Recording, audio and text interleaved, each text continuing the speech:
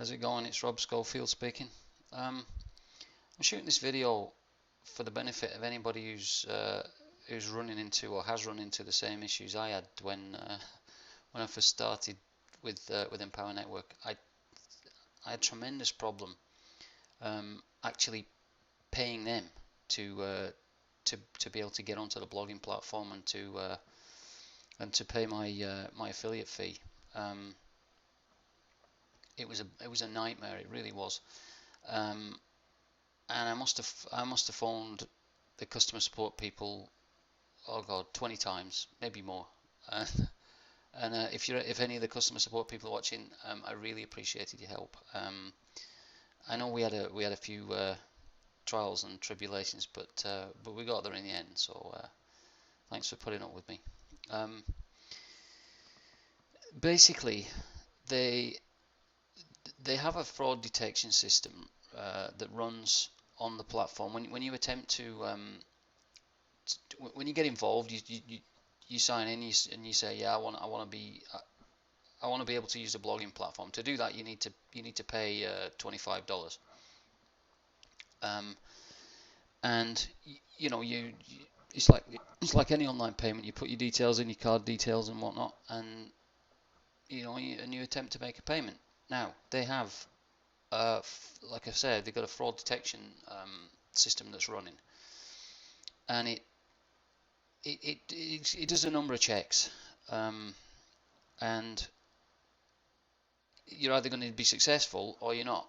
And there's a number of things that can, obviously, if you're successful, that's fine. If you're not, then it could be for any number of reasons. One, it might be just something simple like you've not got enough money in your account. But there are other things that are stoppers, and I fell foul of most of them. One of them was pointed out to me by the customer support, one of the customer support people, and one of the reasons I was getting declined was I had a card issued in the UK. I now live in Canada, but I wanted to pay with a card that was issued that was tied to a bank in the UK, and I tried that, but it failed. It got declined. Now, when you get declined, you get scores attached to your card and to your account probably. There's a lot more info in the blog post, and I'll point you to that. I'll probably link to it in the description below the video. But the long and short of it is you need a card score of or a score of 6 or less for your payment to go through, as long as you've got money in your account for your payment to go through. And when things go wrong, depending on what things are, what things do go wrong, that can affect your score. And like most of my cards were up in the high 80s and early 90s, so there was absolutely no chance of me getting past this fraud detection thing. And once you do get your score up there, there's no metric for how long you got to wait. Like that score automatically decays, if I understand what I was told. But nobody seems to know like how long it takes to get back down to that magic number, that 6 or below. So so a lot of people are going to be put off. They're going to say, oh, this is a waste of time. I can't pay. I'm not getting involved. That's it. End of. But I found some stuff out that I'm going to share with you on this video now. That's the point of this video. That's going to be an absolute godsend for anybody who's going through one particular problem. I'm just going to outline that. I've got off on a tangent really, but I tried to pay with a card that was issued in the UK. I now live in Canada, and one of the checks it does is to see that whether the card was issued in the country that the address is tied to. No matter whether, I mean, my permanent address is here in Canada, and the bank in England have my address details, but this system that does the checks, it looks at card issued in UK, addresses in Canada, no good. So you're not coming in. So once that was explained, then okay, I found out I had to use a card that was issued in the same country that I now live. So that I did. I got a card, but I still got no joy. I kept getting these something called an open proxy was being recorded against my application, if you like, and it was retarded. It was like every time I tried, I'm supposedly running a for anybody who doesn't know what a proxy is, you can you can cloak your address, your IP address, make it appear as if you're geographically located somewhere else. You can do all that kind of tricky stuff with proxy servers. And to my knowledge, I was not running a proxy, and I ended up talking to my ISP, and I did a ton of diving around in my own machine to make sure I wasn't, because I have used them in the past. But anyway, the upshot was, I said enough of this. I'm going through credit cards here like nobody's business. So what I did was I ordered another card from my bank, which was just one of these virtual Visa things that you can just, all it is for online stuff and telephone shopping. That's it. You can't use it in a shop because there's no PIN number attached to it, and there's no actually I don't know, there may be, I don't know if there's a 3-figure number on the back. I don't really know, I can't remember, but I know you can't use it in a shop. So I ordered one of these things, and I took it to my father-in-law's house, because I thought, well, my house is possessed, my computers are possessed. I've tried from a desktop and a laptop, both have failed with this open proxy thing. So I went to my father-in-law's house, and I had a crack at paying my $25, and I was successful. It went through. So I'm like, Yahoo! I'm in. I'm in the door. I can use the blog platform, and I can get access to some of the training as well. So the next step was to, because I'm in this for the long haul, was to pay my affiliate fees. Now, instead of just doing it there and then, round at my father-in-law's, I decided for some reason to come back home and deal with the rest of it at home, because they did tell me in the customer support department, told me that once you got a card registered, that's it, you're good to go. You shouldn't have issues after that. It's getting registered in the first place is the hard thing. In some cases, not in everybody's case, just in some cases. Anyway, I went home and I thought, right, I'm going to go and get my affiliate fees paid for, so that I can actually get involved with the marketing of this business. So I came home and I got blown out of the water again. Open proxy. I like, oh my god. So now I'm almost screwed, because I had no cards left to use. All my cards were now maxed out. Like, as far as the numbers were concerned, they were all through the roof, and like the scores attached to my cards were all 80s, 90s. They should be 6 or below.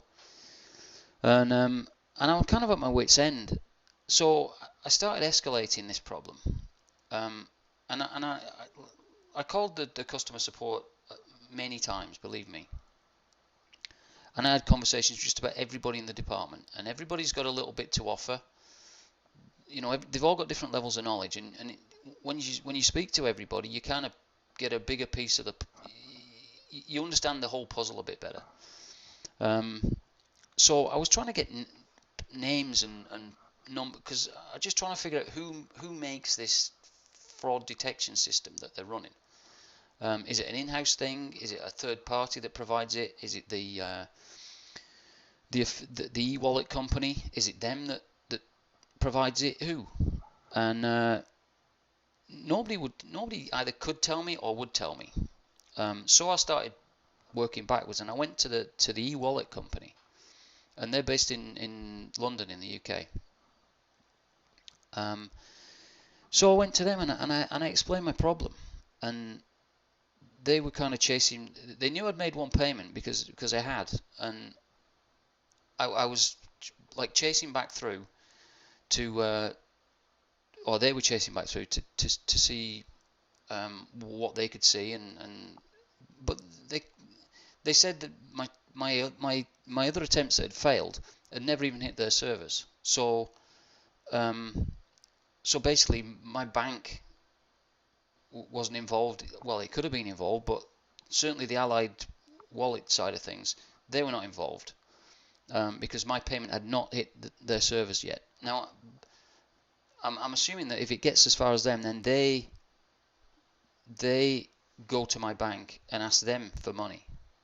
That's the way I'm thinking it works. But regardless, none of my payments got through to Allied Wallet. So and they did not run that fraud detection system. So I asked for somebody to get me somebody who I could talk to that could fix this problem, because it wasn't only a problem for me, it's a problem for many people. I found that out by talking to the customer service people, and there's one of the girls was telling me there's 2 or 3 a week that that they deal with this kind of problem, this open proxy problem, and I just hit the internet and I started looking for answers. I also asked for help from Empower, from people above the customers, like the customer service for frontline girls. They were great, but they didn't have the answers, and they could only tell me what they had in front of them, and what they had in front of them wasn't anywhere near an answer. So I was desperate to talk to somebody higher up, and I pushed and pushed until I got escalated to one of the managers there. This is at Empower. And we had a chat on the phone. He called me. No, actually, I called them, and they put me through to this guy. And we had a chat on the phone, and he gave me some suggestions to do. And we went through creating a brand new account, trying again from scratch with that account. It failed. So I went. I was waiting on him giving me a ring back. He was going to either ring me or email me with some more suggestions, depending on how my new account went. Anyway, in the meantime, I went to the internet, and I just went looking to research more to try to figure out how, because I had an idea of what was happening. In my own mind, I had an idea of what was happening, and right, I don't know whether I was right or wrong, but I was thinking that in some cases, if you do a lookup of your IP address, if you're in a big city or a big town or whatever, then it'll be not far away from where you're located. When you search for your IP, it'll come back as either the town you're in or really close by. But if you're out in the sticks, then that might not be the case. Your ISP might be miles and miles and miles away. Now, in my case, we're not exactly in the sticks, but we're not in a big town either. We're in a little town. And my ISP, if you check my address, was showing up as being in a town 62 clicks away from here. So I'm thinking that this fraud detection thing checks your address, your IP address, finds out where that IP address is located, and then compares it with your your home address that you've already provided with your as part of your card application to pay money. Compares the two, and if they're not the same or they're not within a really, fairly close proximity, it says no. You're obviously cloaking your actual location, so you're not coming in. Now that's what I thought was happening, and it may be right, it may be wrong, because I never did find out. But I went on to research this more, and I started looking on, just doing searches for Open Proxy on Google, and and reading more. Anyway, this website got returned, and he had the top 3 or 4 returns in the search. Top 3 or 4 sites listed were all coming from this one site. So I thought, well, there must be an authority site on what I'm looking for, like fraud detection systems and whatnot. So I checked it out, and I started reading through what they were saying, and I thought, you know what, I'm going to give these people a ring just to tell them what my thoughts are, because they build these things, and ask them if I'm way wide of the mark, or am I close? Is that pretty much how it works, or what?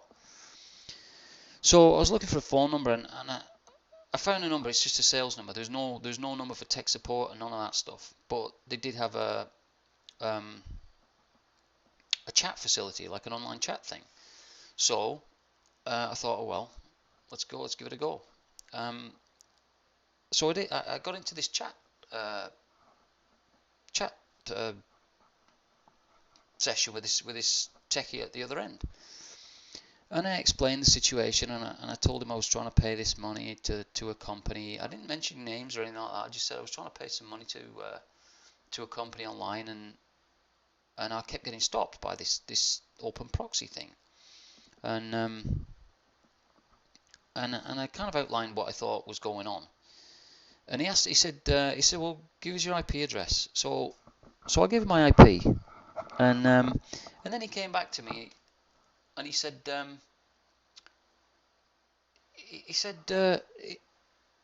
if you try to pay with a UK card, but you're not living in the UK anymore, then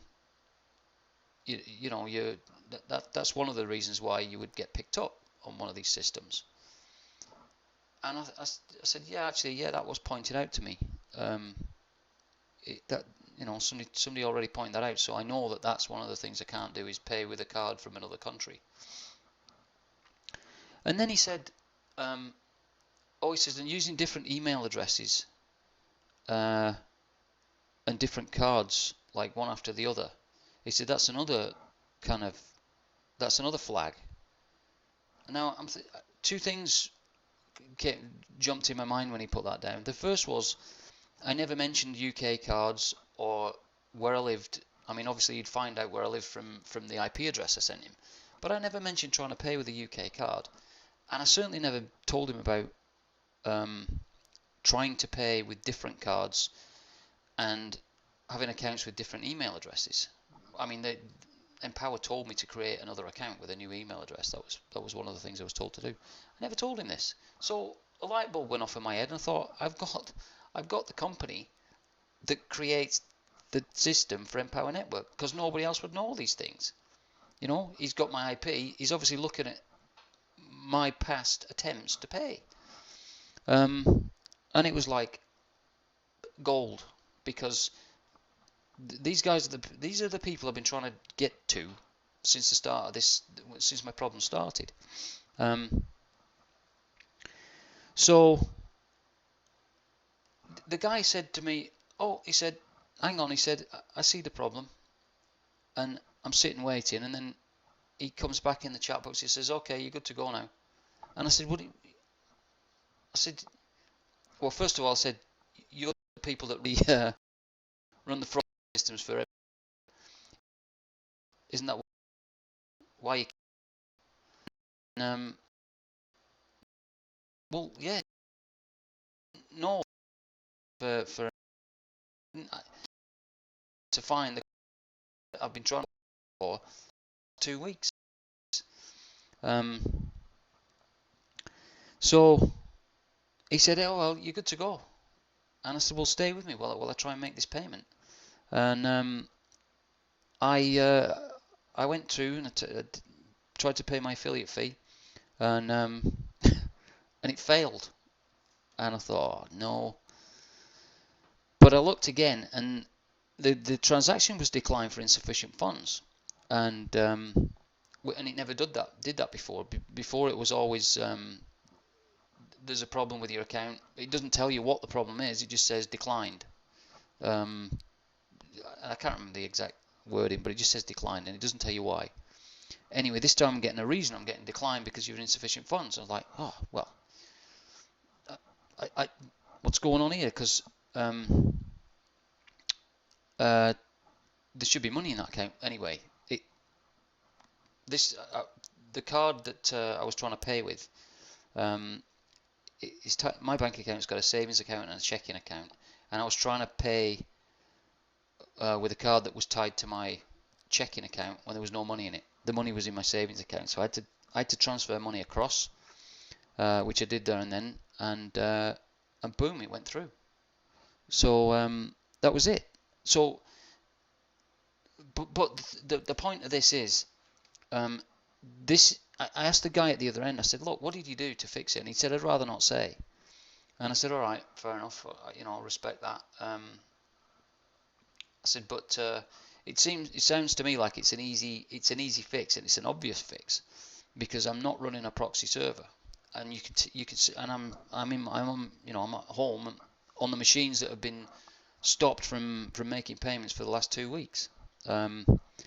But like he didn't give me any indication as to what fix he'd made at his end, but it was a 2-second job, and that was it.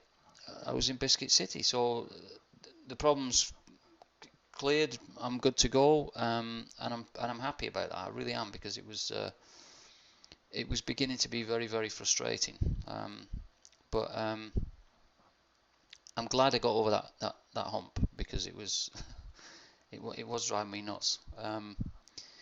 Anyway, I'm going to link to my post underneath this video. So if you want to read around it, and there's more information in there. I'm not going to mention the company name on the vid, but check it out. Anybody who's having issues, just look at the link below, and you'll see what to do to fix it. And it should be a straightforward fix, and you'll stop pulling your hair out, same as I did. So that's it. Thanks for watching, and I'll see you again.